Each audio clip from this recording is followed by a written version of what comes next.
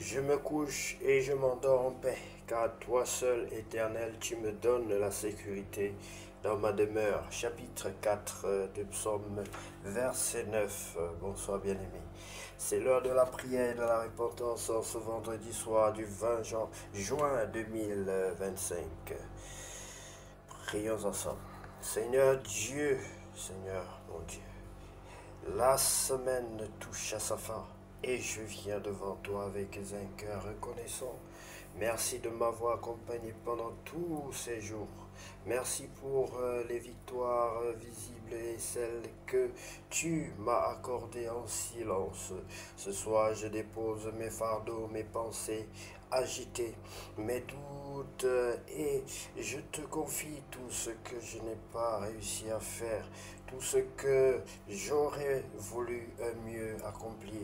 Toi seul connais les combats de mon cœur, Seigneur. Je te rends grâce pour les moments de paix, pour chaque sourire, pour chaque main tendue, chaque encouragement reçu ou donné.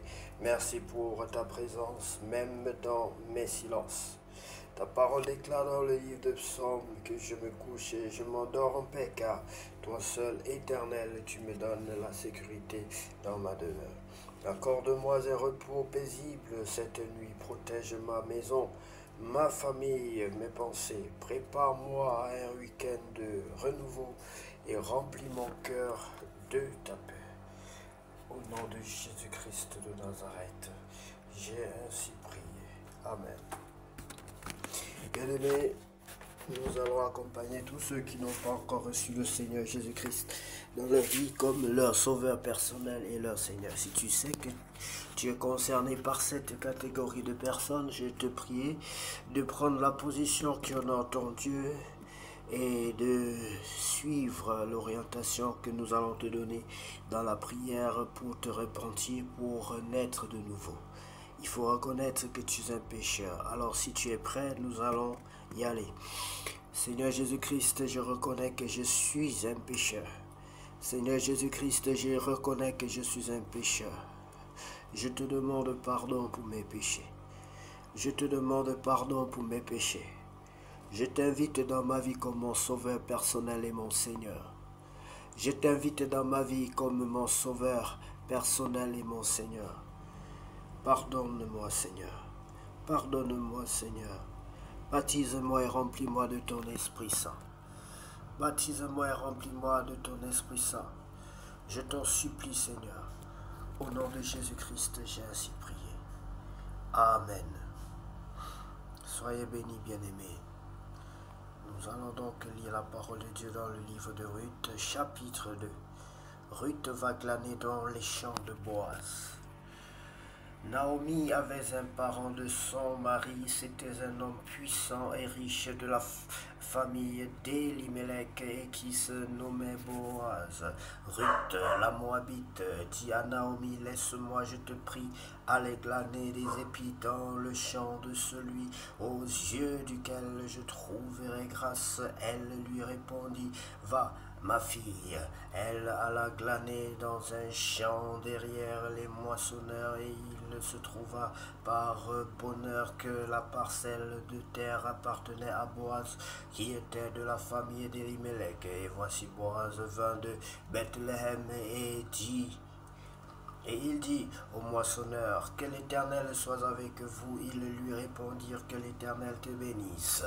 Oh, et Boaz dit à son serviteur chargé de surveiller les moissonneurs, à qui est cette jeune femme? Le serviteur chargé de surveiller les moissonneurs répondit, c'est une jeune femme moabite qui est revenue avec Naomi du pays de Moab. Elle a dit, permettez-moi de glaner et de ramasser des épis entre les gerbes derrière les moissonneurs. Et depuis ce matin qu'elle est venue, elle a été debout jusqu'à présent et ne s'est reposée qu'un moment dans la maison. Boaz dit à Ruth, écoute ma fille, ne va pas glaner dans un autre champ, ne t'éloigne pas d'ici et reste avec mes servantes. Regarde où l'on moissonne dans le champ et va après elle.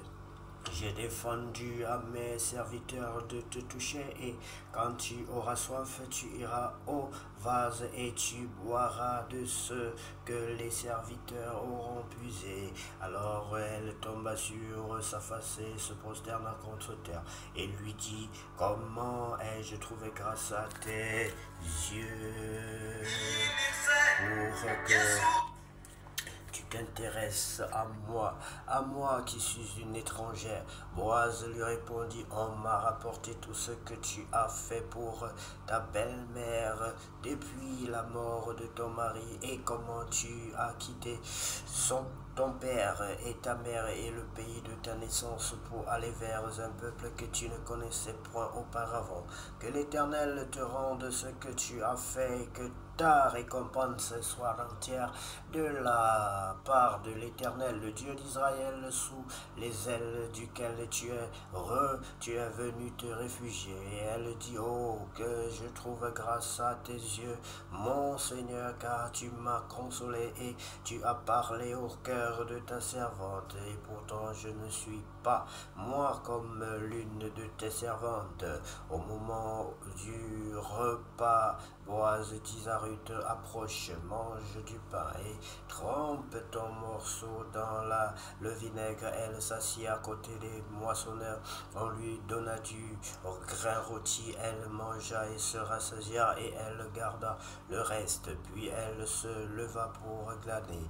Boaz donna cet ordre à ses serviteurs qu'elle glane aussi entre les gerbes et ne l'inquiétez pas. Attention, qu'elle glane aussi entre les gerbes et ne l'inquiétez pas.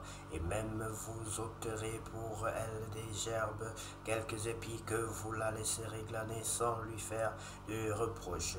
Elle glana dans le champ jusqu'au soir et elle bâtit ce qu'elle avait glané. Il y eut environ un épha d'orge. Elle l'emporta et rentra dans la ville et sa belle-mère vit ce qu'elle avait glané. Elle sortit aussi les restes de son repas et les lui donna. Sa belle-mère lui dit, où as-tu glané aujourd'hui et où as-tu travaillé? Béni soit celui qui s'est intéressé à toi. Et Ruth fut connaître à sa belle-mère chez qui elle avait travaillé. L'homme chez qui j'ai travaillé aujourd'hui, dit-elle, s'appelle Boaz.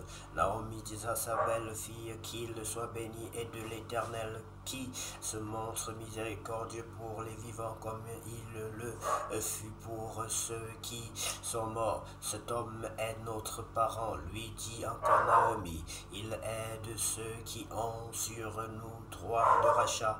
Ruth la Moabite ajouta, il m'a dit aussi, reste avec mes serviteurs jusqu'à ce qu'il ait achevé toute ma moisson.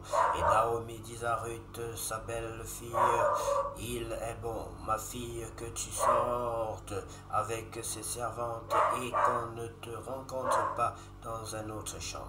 Elle resta donc avec les servantes de Boaz pour glaner jusqu'à la fin de la moisson des orges et de la moisson du froment, et elle demeurait avec sa belle-mère.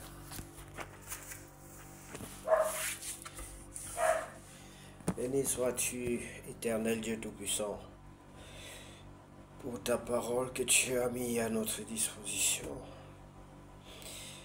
pour nous guider, pour nous sauver, pour nous éclairer.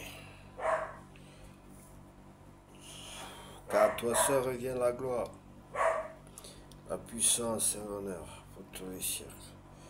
Amen. Seigneur Jésus,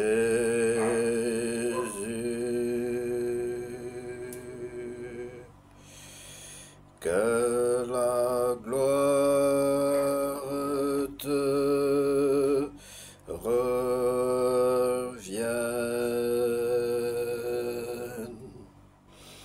que la gloire te revienne.